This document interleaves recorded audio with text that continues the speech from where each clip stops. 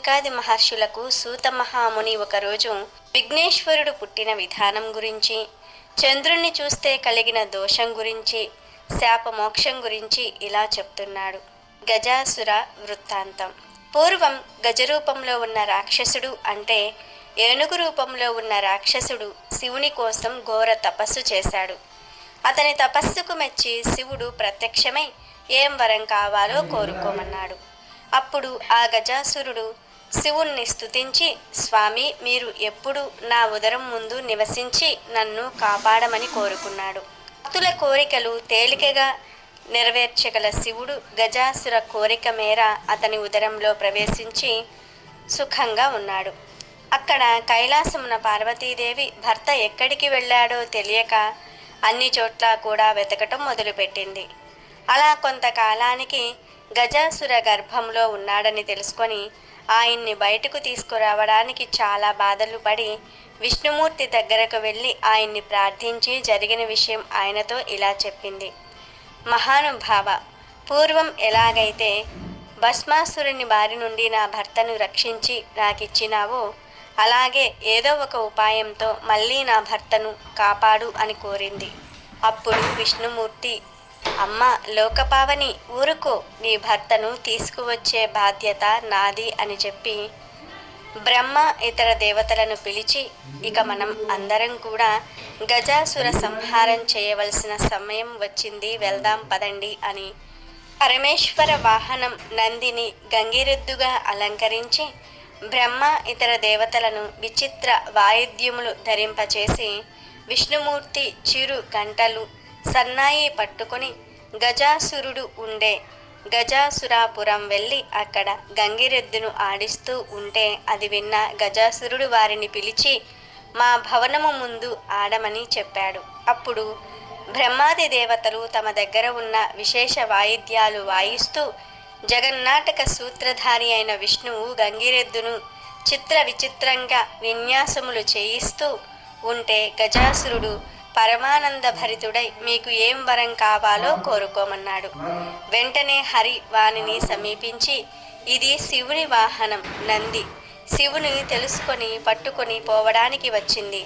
ఆ మాటలు విన్న గజాసురుడు నెవ్వరపడి అతడు రాక్షసులను చంపే శ్రీహరే వచ్చాడు అని తెలుసుకొని తనకు ఇక మరణం తప్పదు అని భావించి తన గర్భంలో ఉన్న శివుణ్ణి ఒక కోరిక కోరాడు. పరమేశ్వర, నా శిరస్సు త్రిలోక పూజ్యముగా చేసి నా చర్మమును నీవు ధరించు అని కోరాడు. తర్వాత గజాసురుడు విష్ణుమూర్తికి తన అంగీకారం తెలిపిన వెంటనే విష్ణు మూర్తి నందిని ప్రేరేపించెను. నంది తన కొమ్ములతో గజాసురుణ్ణి చీల్చి సంహరించెను. అప్పుడు పరమేశ్వరుడు గజాసుర గర్భము నుండి బయటకు వచ్చి విష్ణుమూర్తిని ప్రార్థించెను. అప్పుడు ఆ హరి దుష్టులకు ఇలాంటి వరములు ఇవ్వకూడదు, ఇస్తే పాముకు పాలు పోసినట్లేనని చెప్పి ఈశ్వర్ని బ్రహ్మాది దేవతలను పంపి తాను వైకుంఠమునకు వెళ్ళెను. అదే విధముగా శివుడు నందినెక్కి కైలాసం అతివేగముగా వెళ్ళిపోయాడు. వినాయకోత్పత్తి. కైలాసంలో భర్త రాక గురించి దేవతల వలన ముందుగానే తెలుసుకొని అభ్యంగన స్నానం ఆచరించుచు నలుగు పిండితో ఒక బాలుని చేసింది. ఆ బాలుని బొమ్మ చూడడానికి చూడముచ్చటగా ఉంది. అప్పుడు ఆమె ఆ బాలుని ప్రతిమకు ప్రాణం పోసి వాకిలి ముందు ద్వారం దగ్గర కాపలా ఉంచింది. లోపల పార్వతి స్నానం చేసి సర్వాభరణములు అలంకరించుకుంటూ తన భర్త కోసం ఎదురు చూస్తుంది. ఇంతలో పరమేశ్వరుడు కైలాసమునకు వచ్చి నంది మీద నుండి దిగి లోపలికి పోవుచూ ఉండగా గుమ్మం దగ్గర ఉన్న బాలుడు అడ్డం చెప్పాడు. దానికి శివునికి కోపం వచ్చి ఆ బాలుడి తల తీసివేసి లోపలికి వెళ్ళాడు. అప్పుడు భర్త రాకను గమనించిన పార్వతీదేవి ఎదురు వెళ్ళి ఆజ్యపాద్యాదులు పూజించి పరమానందంతో వారిద్దరూ కూడా మంచి చెడు మాట్లాడుకుంటూ ఉండగా గుమ్మం దగ్గర ఉన్న బాలుని గురించి వచ్చింది. అప్పుడు ఆ పరమేశ్వరుడు తాను చేసిన పనికి బాధపడి తాను తెచ్చిన గజాసుర తలను ఆ బాలుడికి అతికించి ప్రాణం పోసి గజాననుడు పేరుతో అతనిని పుత్ర ప్రేమతో ఉమామహేశ్వర్లు పెంచుకున్నారు. ఆ గజాననుడు కూడా తల్లిదండ్రులను పరమభక్తితో సేవిస్తూ ఉండేవాడు. అతడు ఎక్కి తిరిగడానికి వీలుగా అనద్యుడు అను ఒక ఎలుకను వాహనంగా చేసుకున్నాడు. అలా కొంతకాలంనకు పార్వతీ పరమేశ్వర్లకు కుమారస్వామి కూడా జన్మించాడు. అతడు మహాబలశాలి. అతని వాహము నేమలి. అతడు దేవతల సేన నాయకుడై ప్రఖ్యాతి చెందాడు. విఘ్నాధిపత్యము. ఒకరోజు దేవతలు, మునులు, మానవులు కైలాసం వెళ్ళి పరమేశ్వర్ని సేవించి విఘ్నములకు ఒక అధిపతి కావాలని కోరగా, గజాననుడు నేను మొదటివాడిని గనుక ఆ ఆధిపత్యము తనకు ఇవ్వమని కోరాడు. గజాననుడు మరుగుజ్జువాడు, అనర్హుడు, అసమర్థుడు కావున ఆధిపత్యము తనకు ఇవ్వమని కుమారస్వామి తండ్రిని వేడుకున్నాడు.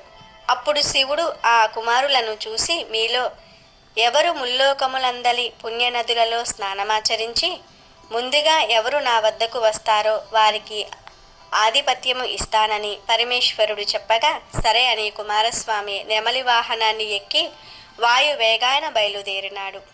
అది చూసిన గజాననుడు బాధపడి తండ్రి దగ్గరకు వెళ్ళి వేడుకున్నాడు.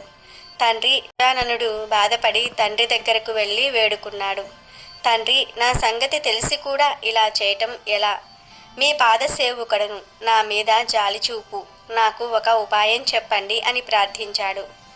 దయాస్వరూపుడైన పరమేశ్వరుడు, కుమారా, ఒక్కసారి నారాయణ మంత్రమును పఠిస్తే చాలు 300 కల్పములు పుణ్యనదులలో స్నానం చేసిన వాడివి అవుతావు అని ఆయనకు నారాయణ మంత్రము ఉపదేశించినాడు. అప్పుడు గజాననుడు అత్యంత భక్తితో ఆ మంత్రం జపించుచు కైలాసంలో ఉన్నాడు.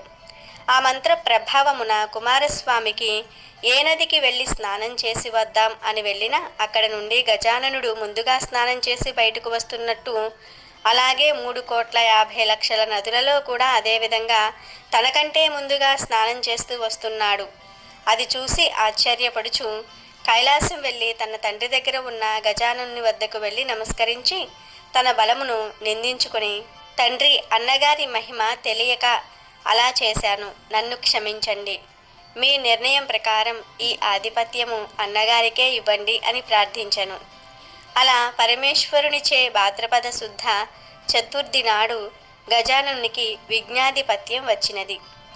ఆనాడు సర్వదేశస్థులు విఘ్నేశ్వరుడికి తమ శక్తిని బట్టి కుడుములు, అప్పములు లాంటివి, పిండి వంటలు, టెంకాయలు, పాలు, తేనె, అరటిపండ్లు, పానకము, వడపప్పు మొదలుగునవి సమర్పించి పూజిస్తే విఘ్నేశ్వరుడు సంతోషంతో కుడుములతో మిగిలిన వంటకాలను తిని కొన్ని తన వాహనము అయినటువంటి ఎలుకకు కూడా ఇచ్చి కొన్ని చేతిలో పట్టుకుని కదలలేని పరిస్థితుల్లో సాయంత్రానికి కైలాసానికి చేరుకున్నాడు. అలా చేరుకుని తల్లిదండ్రులకు నమస్కారం చేయబోగా ఉదరం అంటే పొట్ట భూమికి ఆని చేతులు భూమికి అందటం లేదు. బలవంతముగా చేతులు భూమికి ఆనించాలని ప్రయత్నం చేస్తున్నప్పుడు ఆయన పడే శ్రమను శివుని శిరస్సు మీద ఉన్న చంద్రుడు చూసి విచిత్రంగా నవ్వాడు. వెంటనే రాజదృష్టి సోకిన రాళ్ళు కూడా పగులుతాయి అనే సామెత నిజమవుతున్నట్లుగా విఘ్నేశ్వరుని పొట్ట పగిలి అందులో ఉన్న కుడుములు బయటపడి దొర్లెను. వెంటనే అతడు చనిపోయాడు. అంత పార్వతి బాగా బాధపడి చంద్రుణ్ణి చూసి, ఓ పాపాత్ముడా, నీ దృష్టి తగిలి నా కుమారుడు మరణించాడు. నిన్ను చూచిన వారు పాపాత్ములై నీలాపనిందనలు పడుతురు కాక అని శపించింది. ఋషి పత్నులకు నీలాపనిందనలు కలుగుట అనగా ఋషి భార్యలకు నీలాపనిందనలు పడటం. అదే సమయంలో సప్త ఋషులు యజ్ఞం చేస్తూ వారి భార్యలతో అగ్నికి ప్రదక్షిణము చేస్తూ ఉన్నారు. అగ్నిదేవుడు ఋషి భార్యలను చూసి మోహించి వారు అనగా మునులు శపిస్తారేమో అనే భయంతో శక్తి తగ్గిపోయి క్షీణించిపోతున్నాడు. అది చూచిన అగ్ని భార్య అయిన స్వాహాదేవి అరుంధతి రూపము కాకుండా అందరి ఋషి భార్యల రూపము తనే దాల్చి తన భర్త దగ్గరకు వెళ్తుంది. భక్తులందరూ కూడా అది గమనించి అగ్నిదేవుడి దగ్గర ఉన్నది తమ భార్యలేనని అనుమానించి వారి భార్యలను వదిలివేసినారు. అలా ఎందుకు జరిగిందంటే పార్వతి శాపానంతరము దేవతలు, ఋషుల భార్యలు ఈ ఆపద పరమేశ్వరునికి తెలిపినారు. అతడు సర్వజ్ఞుడు కనుక అగ్నిదేవుని భార్య అలా ఋషి భార్యలలో రూపంలో వచ్చింది అని సప్త ఋషులను సమాధానపరిచి వారితో కలిసి బ్రహ్మ కైలాసం వచ్చి ఉమామహేశ్వర్లు సేవించి మృతుడై పడి ఉన్న విఘ్నేశ్వరుని బ్రతికించినారు.